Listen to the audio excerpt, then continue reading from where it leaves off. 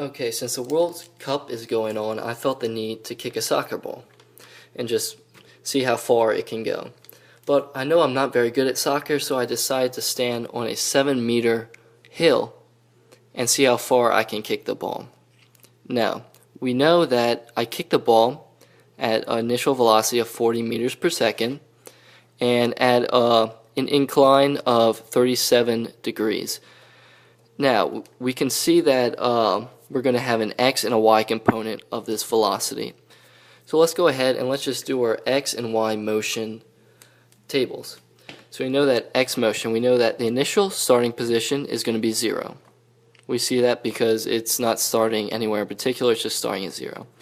We know that the x final is what we're looking for. We're seeing how far I can kick it. Now we know the initial velocity is going to be this x component, which is just going to be this velocity times the cosine of theta. And our t, we don't know. Now for y, we know that the initial starting is 7 meters in the air on that hill. So that's our starting position. Our final position is going to be 0 because the ball is going to travel and eventually hit the ground. So we know our component of y is going to be the v times the sine of theta. Our time we still don't know, and our acceleration is negative 9.8 meters per second squared, which is gravity. So let's go ahead and just try to solve for xf, which is what we're looking for. But we can see just through here that we have two unknowns here. We have an unknown time and then the xf, what we're looking for. But if we look at the y, we see that we have everything we're looking for but the time, which can be useful for here. So let's go ahead and just use the y kinematic equation, which we know is yf equals yi plus vi times delta t plus 1/2 at squared. Let's just go ahead and plug in these numbers. We know that the final position of y is going to be 0, which equals the initial, which is 7 meters, plus 40 times the cosine of 37 times the time, plus 1/2 times the acceleration, which is negative 9.8 times time squared. Now, we're just going to go ahead and simplify this to 7 meters plus this equals 24.1 t minus this simplifies to negative 4.9 t squared. Now looking at this, we see we have a variable squared, a variable, and then just a normal number. We know that because of using this, we're going to end up using a quadratic equation. So we know the quadratic is negative b plus or minus the square root of b squared minus 4ac over 2a. Now let's just go ahead and put this in the correct format.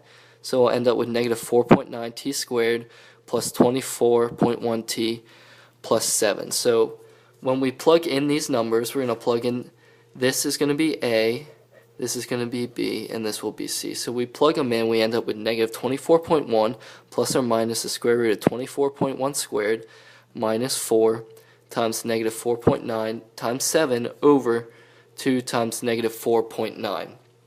Now, this simplified, we're going to end up with actually two answers. We're going to end up with a negative because you're using this 24 plus this over the 9 will give us a negative answer, and we're also going to end up with a positive answer.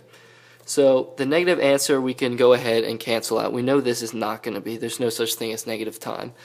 But for 5.19 seconds, we know that that is a possible time. So we know this is the time we're going to use. Now we just go ahead and go back to the x kinematic equation, which we know is xf equals xi plus vi delta t. And we know that the vi is going to be vi cosine theta.